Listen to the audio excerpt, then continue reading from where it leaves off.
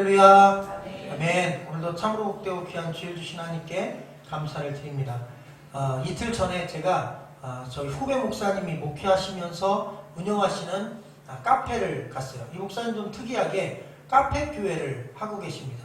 그래서 평일에는 카페고 주일에는 주일 예배를 드리며 전 성도에게 카페 메뉴를 무료로 제공하고 있어서 나날이 그 숫자가 성도 숫자가 늘고 있습니다. 그런데 저녁에 가서 대화를 나누다 보니까 반가운 사람의 소식을 전해 듣게 되었어요. 중고 물품을 하나 야구 글러브를 천안 지역에 있는 중고 물품 시장에 이렇게 웹사이트에 올렸는데 어떤 남자가 연락이 왔대요. 사고 싶다고, 아들 주고 싶다고. 그래서 왔대요. 대화를 나눴대요. 어머, 나사렛 교회예요? 저희 아내가 나사렛 교회 다녔는데요. 나사렛 대학교 졸업하고. 그 이름이 뭐냐고 했더니 이세라라고 했대요. 강현동 집사님도 잘 알죠? 이 이세라 집사님은 나사렛 대학교에 입학하기 전까지는 넌 크리스찬, 예수님을 믿지 않는 그냥 고등학생이었습니다. 나사렛 대학교에 입학했는데 그때 당시 나사렛 대학교에서 저와 저희 동기 목사님들 또 후배분들하고 같이 전도 폭발이라는 훈련을 열심히 했어요. 그래서 항상 매주 한 번씩 이 캠퍼스를 두루 다니며 학생들 대상으로 노방에서 전도를 했는데 바로 이 이세라 신입생 1학년 학생을 저희 전도팀이 만난 겁니다. 그리고 교회를 다녀본 적이 없는 이 친구를 50분 동안 복음을 낱낱이 전해서 주 예수 그리스도의 이름으로 주님의 자녀가 되는 영접 기도까지 한 거예요. 그리고 그 전도를 했던 분이 물어봤대요. 집이 어디냐고. 인천 주안 근처라고. 그래? 그럼 거기 김영범 전사님이 단독 목회를 시작한 인천 중앙교회가 주안역 앞에 있으니까 너네 집은 동암역, 주안역까지 뭐 2정거장밖에 안 되니까 갈 수 있겠냐? 그래서 갈 수 있다고 했대요. 그리고 저한테 연락처를 줬고 그리고 주일날 약속을 했는데 그 첫 주일 저희 교회 출석한 이후부터 시집 갈 때까지 믿음 생활을 저희 교회에서 했습니다.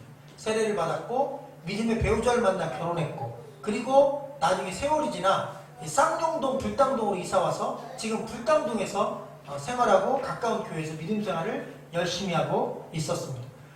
가만히 돌아보니까 이세라라고 하는 집사님이 만약 나대에 오지 않았다면 그리고 나사렛 대학교에서 그날 오후에 수업이 없는 시간에 그 캠퍼스를 걸어가다가 우리 전도자들을 만나지 않았다면 이 집사님이 예수님을 믿을 수 있었을까?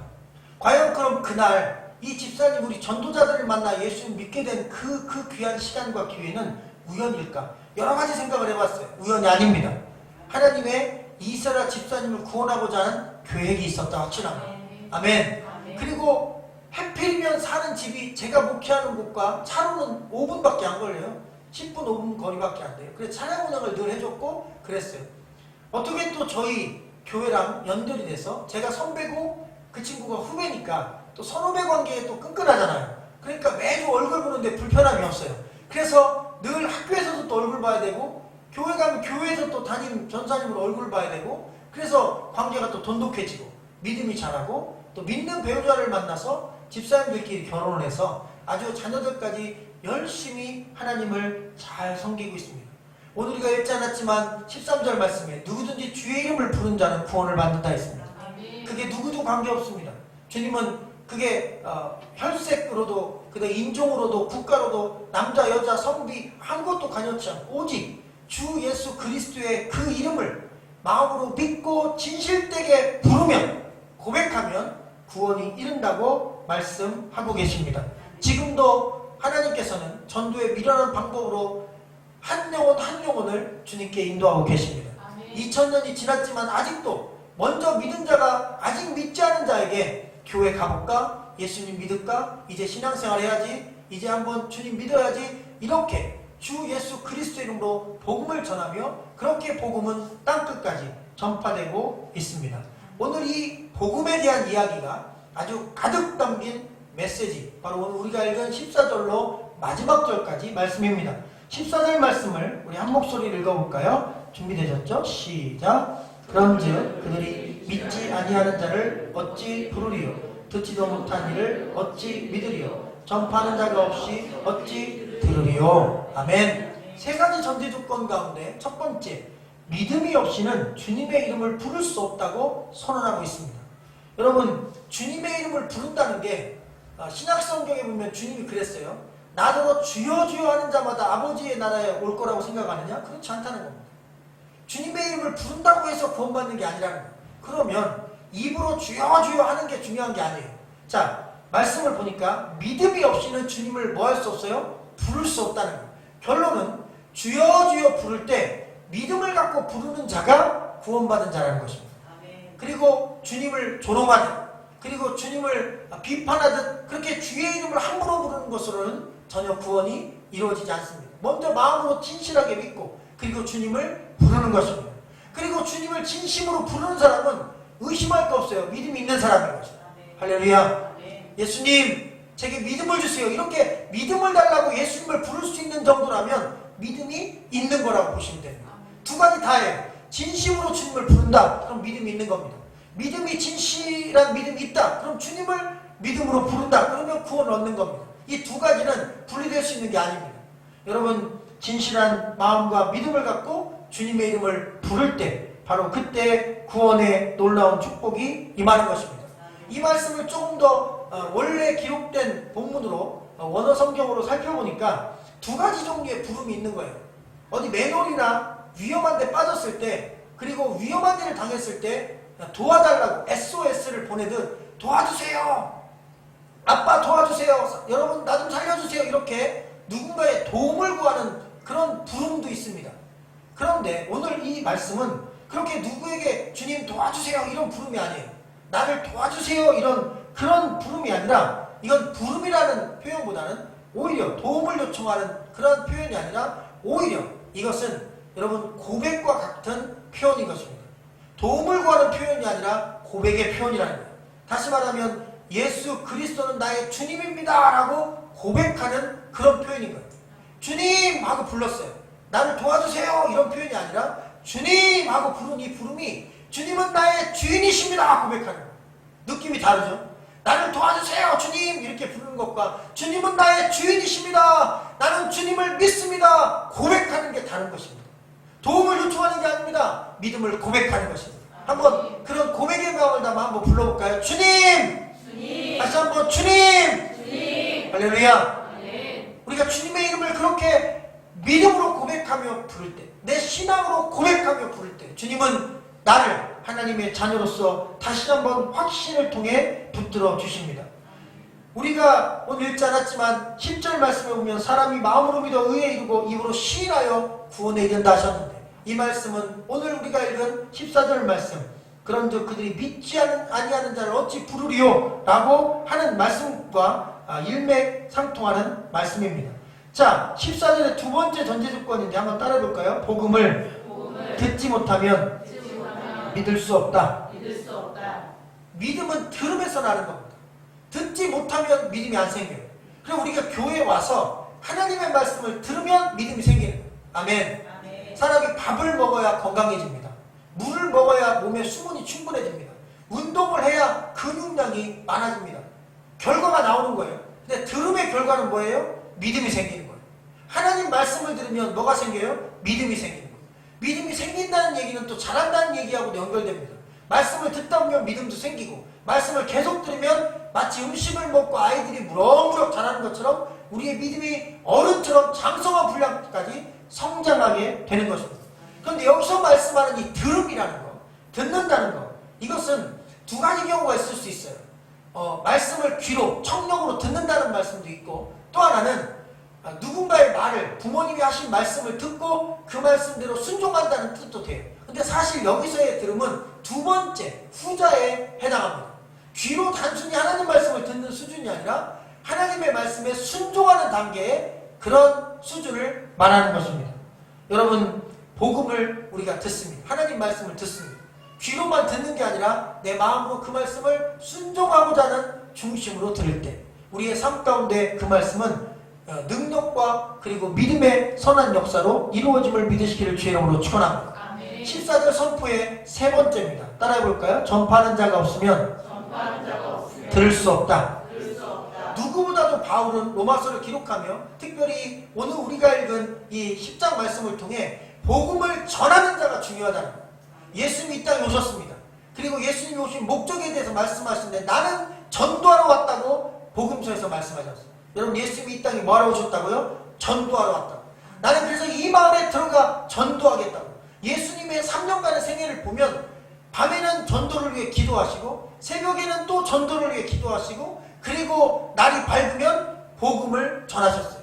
강가에서 들판에서 도시에서 집에서 어느 곳에서나 심지어 예수님이 십자가에 달려 돌아가실 때 그 십자가에 달려 돌아가시는 마지막 순간에도 한편에 있는 강도가 나를 좀 주님 기억해달라고 할 때 그에게도 복음의 선포, 구원의 선포로 그 영혼도 구원하셨어요. 예수님은 처음부터 끝까지 전도를 위해서 사셨고 전도를 위해서 이 땅에 오셨습니다. 전도가 뭡니까? 복음을 전하는 것입니다. 전도가 뭡니까? 예수님을 믿으면 천국 간다는 소식을 전하는 것입니다. 전도는 누가 합니까? 먼저 믿은 자가 하는 것입니다. 할렐루야. 여러분은 누구를 통해 전도받았습니까? 저는 저희 어머니가 예수님을 중학교 1학년 때 믿게 되므로 예수님을 믿은 엄마가 저를 잉태했기 때문에 전도되었습니다. 그리고 여러분 가운데 그렇게 부모님이 예수님 믿어서 그냥 모태신앙으로 교회를 다니게 되면 자연스럽게 말씀을 교회에서 듣다가 믿음이 생긴 분도 계시고 친구가 전도한 분, 또 상황이 전도한 분도 계셔요.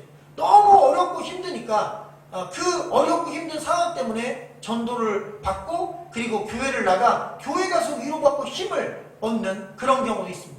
제가 수요일날도 간증했지만 나사렛대학교에서 잊지 못할 학생이 있는데 그 학생은 나사렛대학교 4년 동안 예배드리며 늘 불신앙을 갖고 있던 친구라 원망과 불평을 하며 이깟 예배를 왜 드려야 되나 이런 마음을 갖고 어쩔 수 없이 졸업하려고 예배를 다 드렸어요.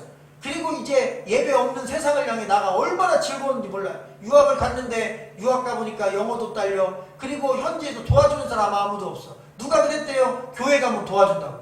그래서 교회를 나가서 교회에 있는 성도들과 청년들이 물심양면으로 도와주는 바람에 유학생활을 무사히 마칠 수 있었고 그들의 사랑에 감동받아 교회를 다니다가 믿음을 갖게 되고 그리고 한국에 컴백해서 자기가 불평스러운 마음을 가지고 다녔던 나사렛대학교에 와서 저를 만나서 편지를 줬는데 편지를 읽어보니까 깜짝 놀랐어요.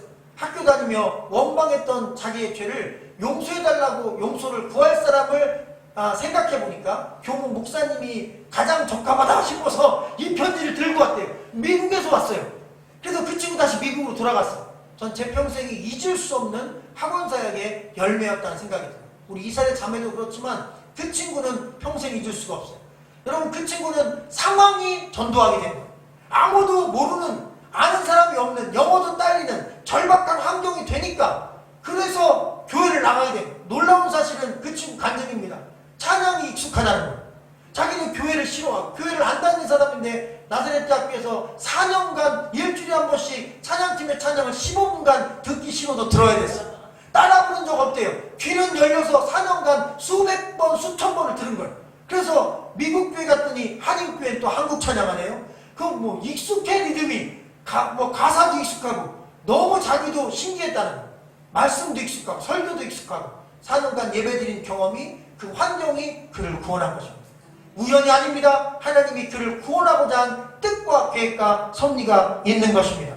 여러분 전파하는 자가 있어야 됩니다. 복음을 전하는 자가 있어야 들을 수 있는 것입니다.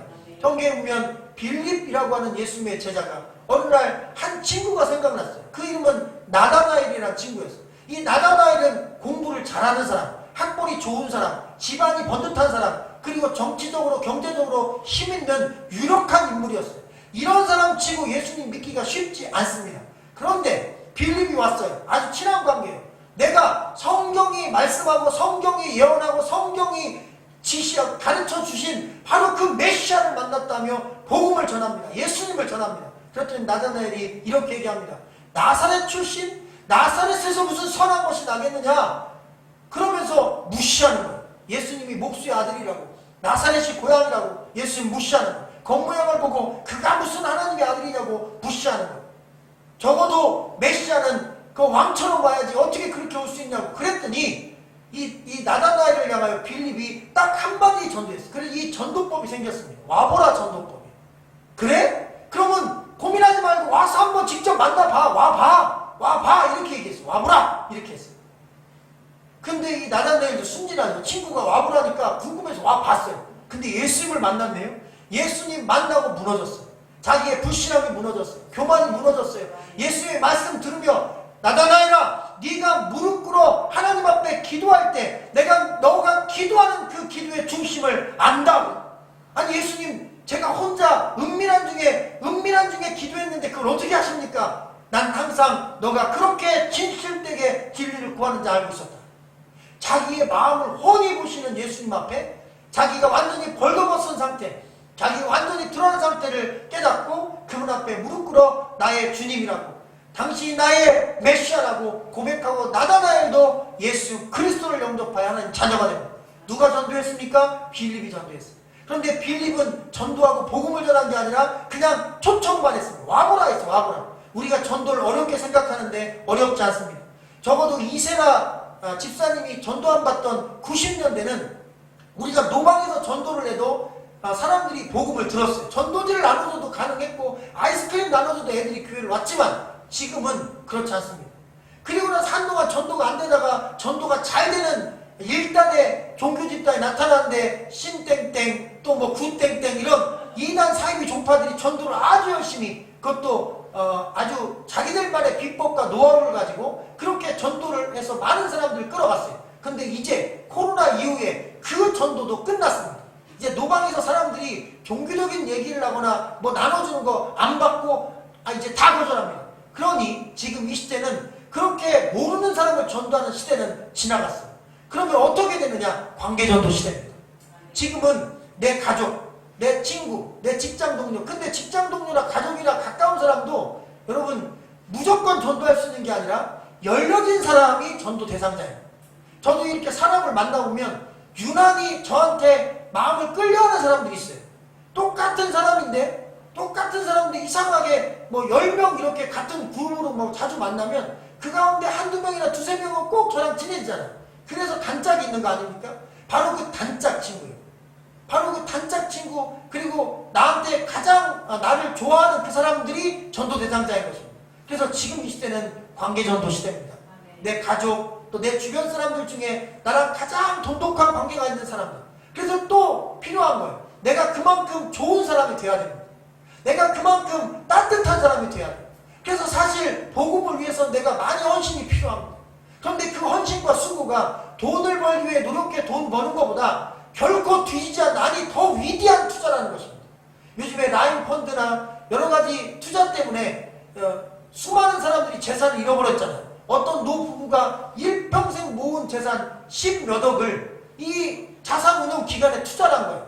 그 사람이 그랬대요. 나라가 망하기 전에는 문 안 닫는다고. 그런데 나라 안 망했는데 문 닫았잖아.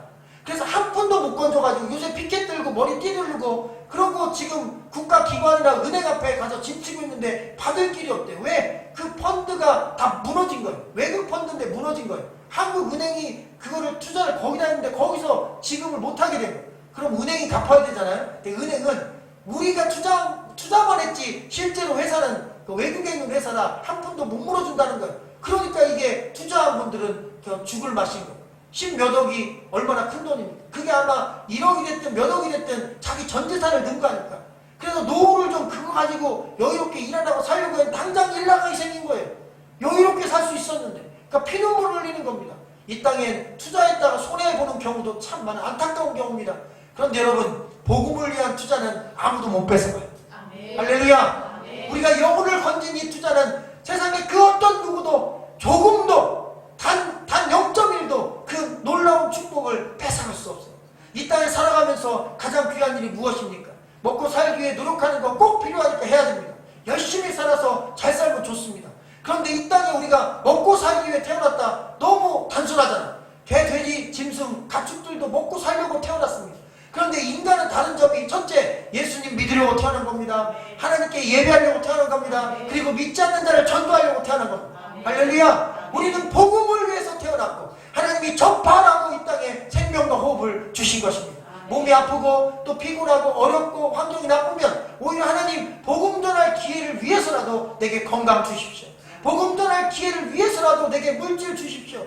복음 전할 기회를 위해서라도 이번 시험 합격을 할 수 있도록 길을 열어 주시옵소서. 복음 전할 기회를 위해서라도 내 자녀의 앞길 축복해 주시옵소서. 복음 전할 기회를 위해서라도 막혀진 관계가 열려지게 하옵소서. 이렇게 우리가 복음 전도를 위해 우리의 기도 제목을 묶어서 기도하면 세트로 이루어집니다. 아멘. 우리는 복음 전파자로 주님이 불러주심을 믿으시기를 주의 이름으로 축원합니다. 전도 훈련을 못 받아도 괜찮아요. 따라해봅시다. 와봐. 할렐루야. 우리 교회 한번 와봐. 우리 교회 한번 나가보자. 예수님 한번 믿어보자. 이렇게 그냥 와보라. 전도 그냥 한번 같이 가보자. 이런 말 한마디로 왔다가 복음은 여기서 들으면 됩니다. 제가 잘 말씀을 전할 테니까 말씀 전하는 부담 갖지 마시고 데려만 오시면 제가 열심히 준비해서 예수 생명의 복음으로 잘 주님께로 인도하도록 그렇게 하겠습니다. 여러분, 말씀을 통해 묵상해봤어요. 왜 이 남갈린 땅에 교회가 세워졌을까? 이 교회가 들어오기까지 2개 교회가 건축을 하려다 문을 닫고 이 동네를 떠났습니다. 이 교회가 허락된 게 저희가 처음입니다. 여러분, 이 나라 한반도 역사상 처음으로 이 동네에 교회가 세워진 거예요. 그럼 이 남갈리 1, 2, 3, 4리 이 부락이 쭉 연결되는, 일자로 연결되는 동네인데 이 동네에 우리 교회가 최초로 세워졌다는 것은 하나님의 뜻이 있다고 확신합니다. 이유 없이 생긴 게 아닙니다. 제가 지난 주말에 말씀 한번 드렸듯이 우리 김내선 집사님 아드님이 오셨더라고요. 교회 앞에서 밤중에 한참 우리 최 집사님하고 셋이 얘기를 나눴어요. 하여튼 다정다감해. 얘기를 참 오래 했어요. 그런데 좋은 소식을 들었습니다. 저희 지금 교회 뒷산이 있지 않습니까? 그 뒷산 너머로 1만 세대가 아파트가 들어선다는 복된 소식입니다. 할렐루야. 여러분, 감사합니다. 여기는 개발이 안 되고 그냥 이렇게 좋은 아늑한 땅으로 되어 있는데 요 산만 넘으면 그냥 1만 세대 아파트가 저희 코앞까지 밀어 닥치는 거예요. 2, 3년 안에 입주까지 된다면 우리가 그 안에 비전 2040 이루고 그리고 또 저 영혼들을 건질 수 있는 복음의 그릇, 교회의 그릇을 만들면 우리 교회가 충분히 이 도시와 지역을 살리는 위대한 사역 감당할 교회로 자리매김하지 않을까 확신해 봅니다. 할렐루야. 주님의 몸된 교회가 세워진 것도 다 그래서 이유가 있는 것이다. 또 이곳에서 우연히 저도 우리 최 집사님을 카페에서 우연히 만나서 또 이렇게 이곳에 와보라고 했어요. 집사님이 저보고 와보래요. 목회할 거면 와보라. 그래서 와봤는데 마음에 들어요. 그래서 교회를 친 거예요. 사실은 나다나의 빌립이 서로 와보라 그래서 와본 것처럼 저도 최 집사님이 김 목사 한번 와봐. 그래서 와봤는데 여기 교회 딱 마음에 들어. 그래서 여기서 교회를 건축했고 교회를 짓게 됐어요. 이 교회가 세워진 목적이 있을 게 확실합니다. 여러분들도 우연히 온 게 아닙니다. 한 분 한 분 하나님의 섭리가 있어서 오신 겁니다. 부여에서도 이렇게 오시고 천안에서도 또 외곽에서 오시고 이 동네 남갈리에서 또 우리 두 분 집사님 오시고 우리가 서로 이렇게 이 지역과 또 외부 도시에서까지 이렇게 오게 되는 그 과정은 하나님의 특별한 섭리가 있기 때문이라고 확신합니다. 우연은 없습니다. 하나님의 뜻입니다. 우리를 통해 더 많은 영혼, 더 많은 가족, 더 많은 이 땅의 이 도시의 영혼들을 주님께 인도하여 구원하려고 하시는 하나님의 뜻과 섭리가 있음을 믿으시기를 주님의 이름으로 간절히 축원합니다. 여러분 17절 말씀을 한번 읽어볼까요? 17절 시작. 그러므로 믿음은 들음에서 나며 들음은 그리스도의 말씀으로 말미암았느니라. 특별히 이해가 잘 안 되는 그런 말씀이 하나 있었습니다. 그 말씀은 좋은 소식을 전하는 발효함이라는 말씀입니다. 15절도 한 번 더 읽어보겠습니다. 시작. 보내심을 받지 아니하였으면 어찌 전파하리요? 기록된 바 아름답도다 좋은 소식을 전하는 자들의 발이요. 아멘. 여러분, 믿음은 앞서 읽은 17절 말씀대로 들음에서 나고 그리고 그 들음은 그리스도의 말씀을 통해 오직 하나님의 말씀을 들어야만 믿음이 생긴다고 했습니다. 그런데 여러분, 말씀을 들으려면 누군가 말로 전해줘야 되잖아요. 그러면 좋은 소식을 전한 아름다운 입이여라고 해야 되는데 좋은 소식을 전한 아름다운 발이여 했단 말이에요. 저는 이게 너무나 궁금했어요. 그래서 한 주간 깊이 묵상하고 또 책도 찾아보고 또 강의도 들어보고 그래서 알아냈어요. 이 궁금한 마음을 어떻게 해결할 길이 없더라고요. 왜 발이라고 했을까? 입이라고 하지. 복음은 입으로 전하지 발로 전하나. 그랬더니 지금은 사실 차량이나 뭐 이런 대중교통이 발달해 있으니까 사실 발 쓸 일이 많지 않은데 이 성경이 기록됐을 때는 복음은 발로 전하는 거였어요. 로마까지 걸어갔다니까요. 배 타고 안 가면 터키까지 걸어가야 됐어요.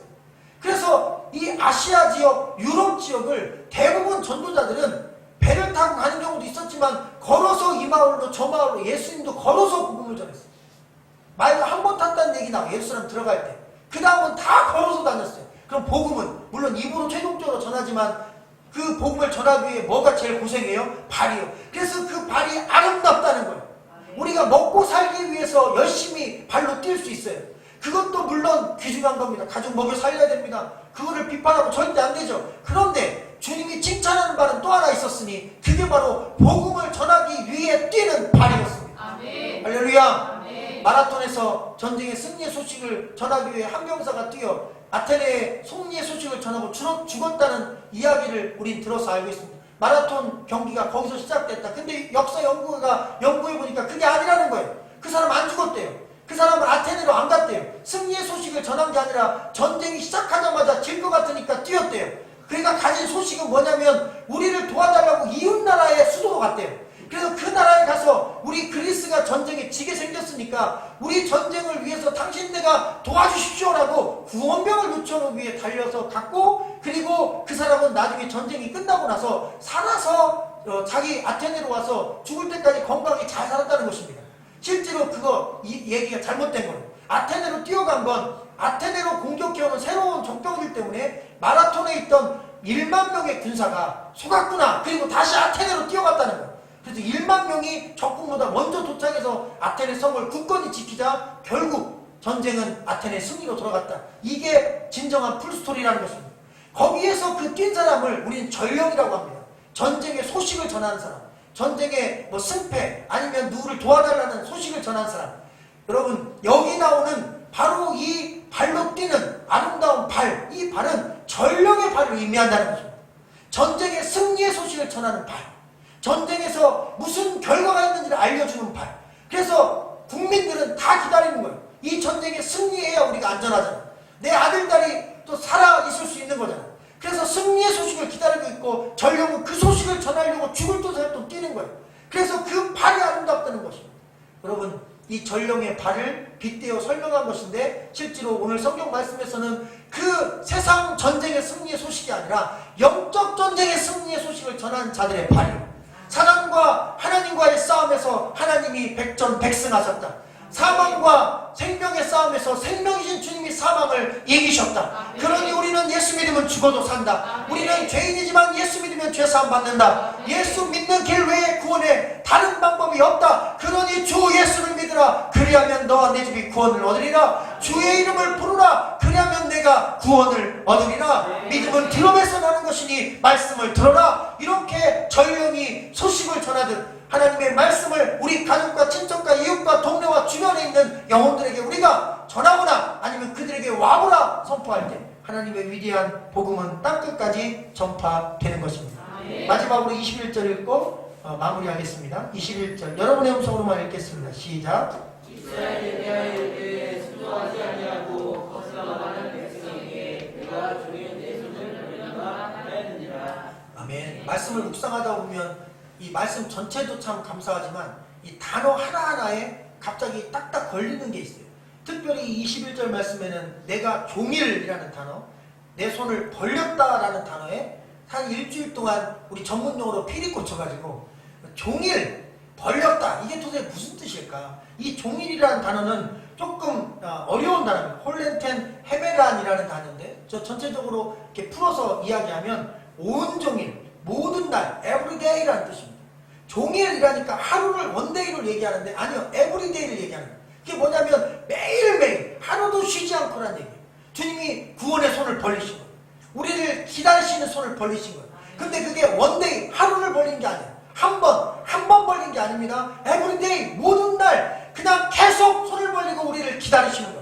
매주 기다리시는 거예요. 지난주 안 나왔어, 이번 주에 또 기다리시는 거예요. 할렐루야. 우리 가족이 아직 구원받지 못했어요. 주님께 돌아올 때까지 그분이 손 벌려 기다리시는 거예요. 그러니 우리가 살아있는 동안 주님이 손 벌려 기다리시는 그 모든 날 동안 우리가 복음을 전하며 그분께 아직까지 주님 믿지 않는 영혼들이 돌아올 수 있도록 우리가 수고해도 전혀 문제가 안 되는 것은 주님께서 날마다 everyday 모든 날 동안 주님이 손을 벌려 기다리신다는 겁니다.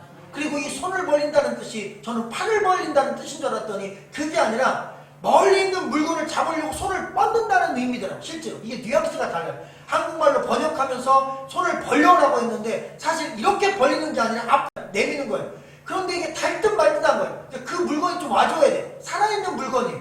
그러면 살아있는 사람이 이렇게 와줘야 되는데 그렇게 손을 뻗어도 안 오는 거예요. 그래서 그가 조금이라도 가까이 조금이라도 움직이면 달려고 계속 손을 뻗는 거예요. 가만히 묵상해 보니까 하나님의 복음을 들어서 구원받아야 되는데 잘 오지 않아요. 교회 오라고도 잘 오질 않아요. 그러니까 주님이 자꾸 그 영혼에 손을 뻗는 거예요. 엄마도 보내고 남편도 보내고 아내도 보내고 친구도 보내고 상황도 만들어서 막 깨닫게 해주고 어떻게든지 주님께 올 수 있도록 주님은 자꾸 손을 뻗는데 이 사람은 못 깨닫는 거예요. 무시하는 거예요. 자꾸 지나가는 거예요. 근데 everyday 그리고 모든 날 모든 순간 그분은 손을 뻗어 그가 주께로 돌아오기를 기다리고 탕자가 돌아올 때까지 대문 열고 기다리는 아버지 마음으로 우리 주님께서 여러분과 또 아직 주님을 믿지 않은 여러분의 주변에 있는 문정원들께 손뻗어 기다리심을 믿으시기를 주의 이름으로 축원합니다. 주님은 그렇게 기다리시는 주님이십니다. 오늘도 우리가 전파자가 되어 그 기다리는 주님의 품에 우리의 주변에 있는 한 영혼이라도 더 주께로 돌아오기를 갈망하는 그 주님의 마음을 알아